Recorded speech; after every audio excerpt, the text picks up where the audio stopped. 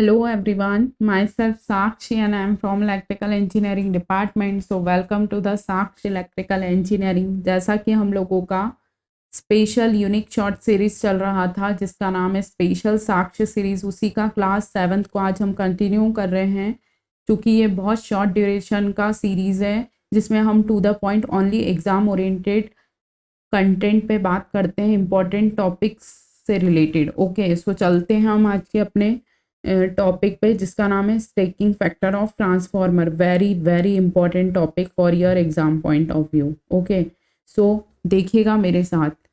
Staking factor of transformer क्या होता है? स्टेकिंग फैक्टर देखिए, बेसिकली इसको हम क्या बोल देते हैं, इसका जो सेकंड नेम होता है वो होता है लेमिनेशन फैक्टर और space factor. Wait a second, lamination factor और क्या बोल देते हैं हम इसको? Space factor. स्पेस फैक्टर, मान लीजिए आपसे एग्जामिनर ने पूछ लिया कि स्टेकिंग फैक्टर का अनादर नेम क्या है, तो आप क्या बोलेंगे? वेट, क्या बोलेंगे आप? एक second, wait. Stacking factor is also known as, ऐसा क्वेश्चन कर लिया, lamination factor, space factor, load factor, कुछ भी ऑप्शन दे दिया एक्स वाई जेड आपको, तो आपको पता होना चाहिए कि स्टेकिंग फैक्टर क्या होता है। ठीक है, क्लियर? सो देखिए, stacking factor also lamination factor, space factor, clear? तो देखिए, हमारा जो स्टेकिंग फैक्टर होता है वो किसका रेशियो होता है? It is the ratio of effective cross sectional area of the transformer core to the physical core area, cross sectional area of the transformer core. कहने का मतलब क्या है? देखिएगा मेरे साथ, एक मिनट, मैं जो लिखवा रही हूँ पहले वो लिखिए आप, ठीक है? कहने का मतलब, मैं थोड़ा सा इजली लैंग्वेज में आपको बताती हूँ कि मैं स्टेकिंग फैक्टर किसको बोलते हैं। ठीक है, तो सबसे पहले आप लिखिए stacking factor equal to, wait लिखिएगा,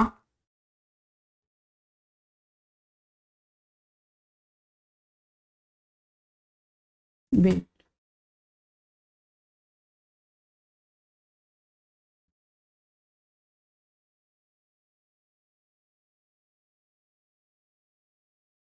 देखिए क्या होता है stacking factor. Stacking factor equal to क्या होता है? Effective area of core, effective area, effective area of core, effective area of core upon total area of core, clear? Upon total area of core, total area of core. अब total area of core में क्या आएगा? Core की thickness भी आ जाएगी, या फिर आप इंसुलेशन बोल लीजिए। कहने का मतलब है कि टोटल एरिया ऑफ कोर में क्या क्या आएगा?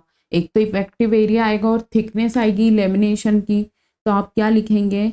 Staking factor equal to, stacking factor equal to, as it is आपको फॉर्मूला पूछता है एग्जाम में examiner, so don't skip this series. Okay, focus on the screen only. Effective, wait, wait for some seconds, wait, एक मिनट, yes.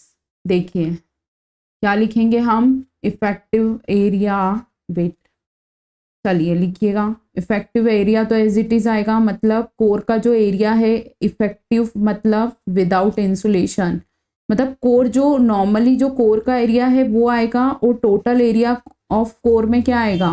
Insulation या फिर thickness आ जाएगी, किसकी? लेमिनेशन की। तो आप क्या लिखेंगे? इफेक्टिव एरिया मतलब कोर का एरिया तो आएगा ही, क्लियर? 1 सेकेंड हम लिख लें फिर बताते हैं आपको। Effective area plus thickness of lamination,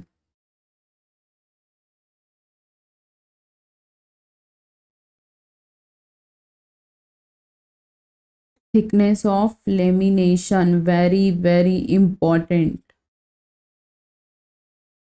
clear, आपको एज इट इज फॉर्मूला मिलता है एग्जाम में देखने को।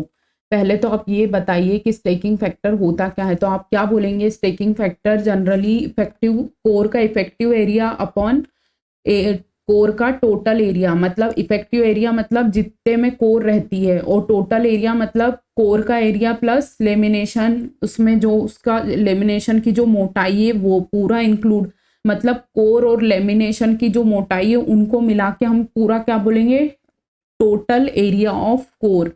इतनी बात आपको समझ आई होगी आई थिंक। तो देखिएगा स्क्रीन पर आपको क्या विजिबल हो रहा है, यही तो लिखा है उन्होंने, देखिए क्या लिखा है, it is the ratio of the effective cross, 1 second, देखिए क्या लिखा है, it is the ratio of the effective cross sectional area of the transformer core to the physical cross sectional area of the transformer core, मतलब core का area upon core का total area. तो core का total area क्या होगा? Core जितने में core है वो एरिया तो रहेगा, और कोर में जो लेमिनेशन है उसकी जो मोटाई है, मान लीजिए कोर के ऊपर लेमिनेशन है और उसके ऊपर कोर, मान लीजिए 1 सेकेंड, ये देखिए ये कोर है, ठीक है, ये कोर है। अब जब आप इस पे लेमिनेशन करेंगे तो इसकी मोटाई बढ़ेगी ना, देखिए इस टाइप से कुछ आप लेमिनेशन करेंगे तो ये जो ये इफेक्टिव एरिया बढ़ जाएगा ना। ये देखिए आप लेमिनेशन करेंगे ना इस टाइप से कुछ, जब आप लेमिनेशन करेंगे तो पहले ये कोर इतनी थी, अब ये इतनी हो गई ना।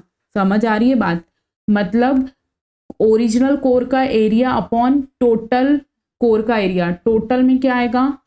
लेमिनेशन की थिकनेस भी आ जाएगी। ओके, समझ रहे हैं ना बात को आप? तो इसी का रेशियो क्या होता है? स्टेकिंग फैक्टर होता है। अरे वेट,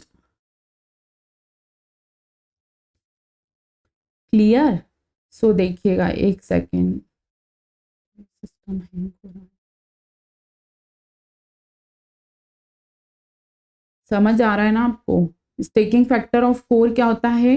ओरिजिनल मतलब कोर का एरिया अपॉन टोटल कोर का एरिया, टोटल में क्या आ जाएगा? लेमिनेशन भी आ जाएगी, मतलब लेमिनेशन की थिकनेस भी आ जाएगी। क्लियर? तो देखिए क्या लिखा है, effect stacking factor equal to area of cross section of iron in the core upon area of cross section of core including insulation area. हाँ, यहाँ इंसुलेशन बोल लीजिए या फिर आप लेमिनेशन वाला एरिया बोल लीजिए, ठीक है, बात तो एक ही है। मतलब जो कोर है वो एरिया और उसके ऊपर जो थिकनेस है या लेमिनेशन है या जो इंसुलेशन है वो एरिया, वो होगा total area of core. Clear? अब आपसे क्वेश्चन एग्जाम में एज इट इज फॉर्मूला पूछता है, उसके बाद आपसे एग्जामिनर ये पूछता है कि जनरली स्टेकिंग फैक्टर का मान क्या होता है, तो आप क्या लिखेंगे? Stacking factor is always less than 1, मतलब स्टेकिंग फैक्टर का मान 1 से कम होता है। Clear? it's very very important, staking factor is always less than 1,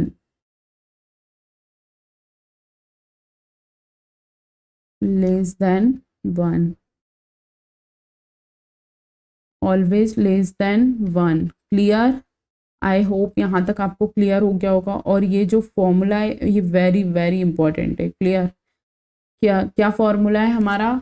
staking factor equal to effective area of core, wait,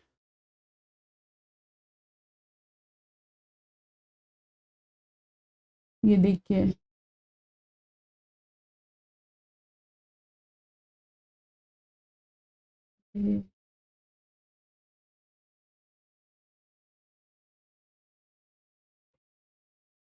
taking factor equal to effective area of core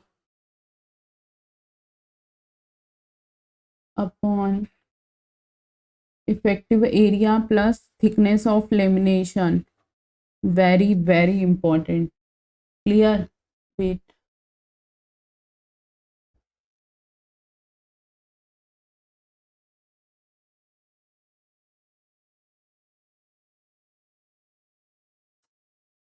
चलिए जाने दीजिए। लिखिए stacking factor is always less than 1। Second point हम लोगों का निकल कर आ रहा है, क्या आता है कि क्या करता है, मतलब कोर कितना पहले तो आप ये लिखिए कि नॉर्मली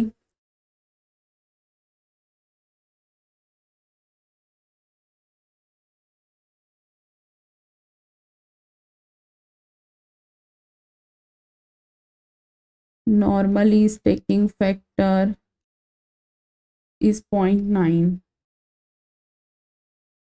ओके, मतलब एक से कम होता है और हमारा जो नॉर्मली स्टेकिंग फैक्टर का वैल्यू होता है वो क्या होता है, 0.9 होता है। It's very very important point for your exam point of view. ठीक है, देन थर्ड पॉइंट हमारा ये निकल कर आता है कि आपसे अगर ये बोल देगा कि स्टेकिंग फैक्टर का मान 1 है तो क्या होगा, मतलब उसमें कोई लेमिनेशन नहीं होगी कोर में। ठीक है, जब ये थिकनेस या लेमिनेशन 0 होगी, कहने का मतलब है कि अगर 1 है तो इफेक्टिव एरिया से इफेक्टिव एरिया कैंसिल हो जाएगा तो हमारा आंसर 1 आ जाएगा ना। अगर स्टेकिंग फैक्टर का वैल्यू 1 है मतलब effective area of core upon total area of core equal है, और टोटल एरिया ऑफ कोर और effective total area of core equal कब होगा, जब थिकनेस ऑफ लेमिनेशन 0 होगा। समझ आ रही है बात। सो हम क्या लिखेंगे, वेट एक सेकेंड, अरे wait wait wait wait,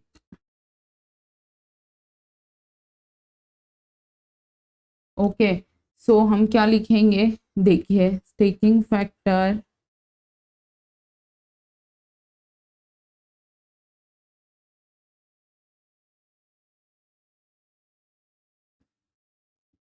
stacking factor 1 means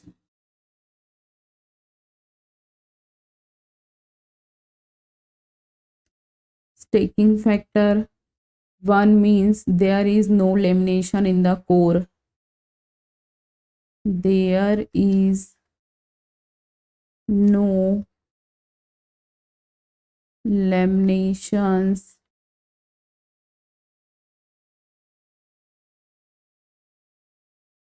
in the core. Clear or not? देखिए बेसिकली हमें सिर्फ ये जानना है कि स्टेकिंग फैक्टर क्या होता है। तो पहला क्वेश्चन निकल कर आएगा स्टेकिंग फैक्टर क्या होता है, तो आप बोलेंगे effective area of core upon total area of core.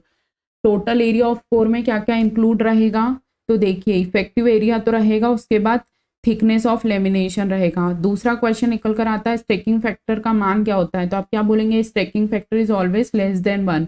Less than 1 मतलब उसका जो नॉर्मल वैल्यू होता है वो 0.9 निकल कर आता है। अगर एग्जामिनर ने आपसे ये पूछ लिया कि स्टेकिंग फैक्टर 1 है, इसका क्या मतलब है, तो आप क्या बोलेंगे कि कोर में कोई लेमिनेशन नहीं है, मतलब इफेक्टिव एरिया और total effective area of core और total area of core equal है, तभी तो हमारा स्टेकिंग फैक्टर 1 होगा। Clear. Then third sorry then आपसे अगर क्वेश्चन ये पूछ लेगा कि स्टेकिंग फैक्टर रिप्रेजेंट्स क्या करता है, तो आप क्या बोलेंगे स्टेकिंग फैक्टर, देखिए stacking factor represents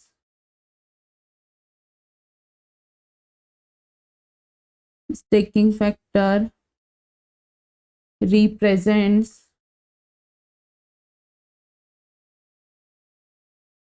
how tightly core is bounded, मतलब कोर कितनी ज़्यादा टाइटली बाउंड है, ये स्टेकिंग फैक्टर हमें बताता है। Clear. Tightly, how tightly core is bounded.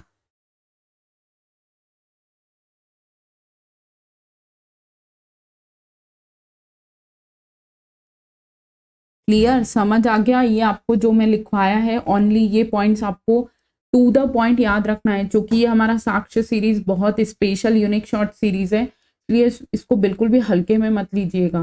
Okay, सो देखिए हमने अभी क्या पढ़ा है, हमने पढ़ा है स्टेकिंग फैक्टर ऑफ ट्रांसफॉर्मर। अब हम फाइनल कंक्लूड कर रहे हैं, तो बिल्कुल ध्यान से देखिएगा, चूंकि आज थोड़ा सा इसमें सिस्टम में प्रॉब्लम हो रहा है, बट कोई नहीं, हमें तो सिर्फ पढ़ने से मतलब है ना। क्लियर। सो देखिएगा ध्यान से। वेट, हमारा आज का टॉपिक था स्टेकिंग फैक्टर ऑफ ट्रांसफॉर्मर। क्या होता है स्टेकिंग फैक्टर, अब वो देखिएगा। स्टेकिंग फैक्टर को हम क्या क्या बोल सकते हैं, लेमिनेशन फैक्टर बोलते हैं और स्पेस फैक्टर बोलते हैं। क्लियर। उसके बाद आपसे एग्जामिनर दूसरा क्वेश्चन ये पूछेगा कि स्टेकिंग फैक्टर क्या होता है, तो आप क्या बोलेंगे, staking factor effective area of core upon total area of core, जैसा कि आपको स्क्रीन पे शो हो रहा होगा। ठीक है, अब स्टेकिंग फैक्टर में इफेक्टिव एरिया तो समझ आ गया कि कोर का जो ओरिजिनल एरिया होता है, लेकिन टोटल एरिया ऑफ कोर में क्या आएगा, कोर का ओरिजिनल एरिया तो आएगा और उसमें क्या आएगा, लेमिनेशन की जो थिकनेस होती है वो भी आ जाएगी। क्लियर। उसके बाद आपसे दूसरा क्वेश्चन पूछा जाएगा कि स्टेकिंग फैक्टर का वैल्यू क्या होता है, तो आप बोलेंगे staking factor is always less than 1। उसके बाद आपसे ही पूछा जाएगा जनरली स्टेकिंग फैक्टर का वैल्यू कितना होता है, तो आप बोलेंगे 0.9। ओके। उसके बाद थर्ड क्वेश्चन ये पूछा जाता है कि अगर स्टेकिंग फैक्टर का वैल्यू 1 होगा तो क्या होगा, कोर में कोई लेमिनेशन नहीं होगा। Then fourth one, stacking factor क्या रिप्रेजेंट करता है, तो आप बोलेंगे कि कोर कितनी टाइटली बाउंडेड है, स्टेकिंग फैक्टर वो बताता है। क्लियर।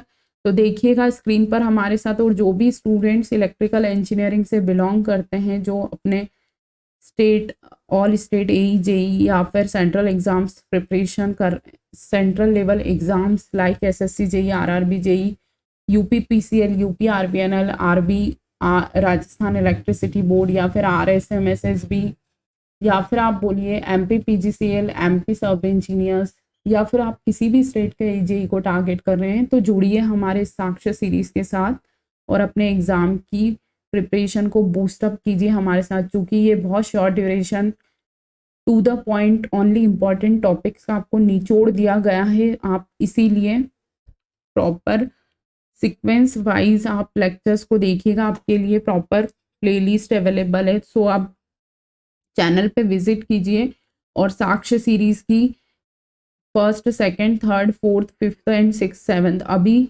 7 क्लासेस हुई है, आज हमारी 7वीं क्लास थी। ठीक है, तो जो स्टूडेंट्स भी न्यू हैं वो प्रॉपर वे में अपने नोट्स को मेंटेन कर लीजिएगा। क्लियर। सो स्टेकिंग, आज का हमारा टॉपिक था साक्ष्य सीरीज का क्लास नंबर 7th, जिसका नाम था स्टेकिंग फैक्टर, जो कि हमारा स्टेकिंग फैक्टर वाला टॉपिक भी कंप्लीट हो गया है। It's very very important for your exam point of view, so don't skip this series. Okay. So हमको फाइनली क्या याद रखना है, स्टेकिंग फैक्टर क्या होता है, effective area of core upon total area of core. Total area में क्या आता है, इफेक्टिव एरिया तो आता है, और क्या आता है, लेमिनेशन आता है, थिकनेस, लेमिनेशन का थिकनेस आता है। ओके। देन हमारा स्टेकिंग फैक्टर क्या होता है, ऑलवेज लेस देन 1 होता है। स्टेकिंग फैक्टर का नॉर्मली वैल्यू क्या होता है, 0.9 होता है। Very very important. Stacking factor 1 means no lamination in the core. Clear.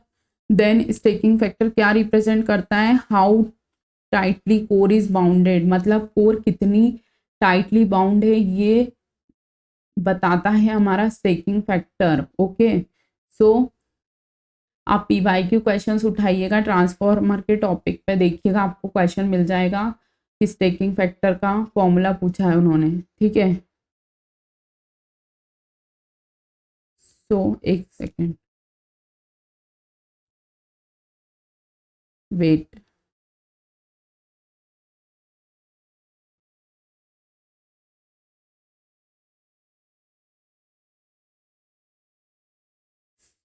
एक सेकेंड, अब लिखिए।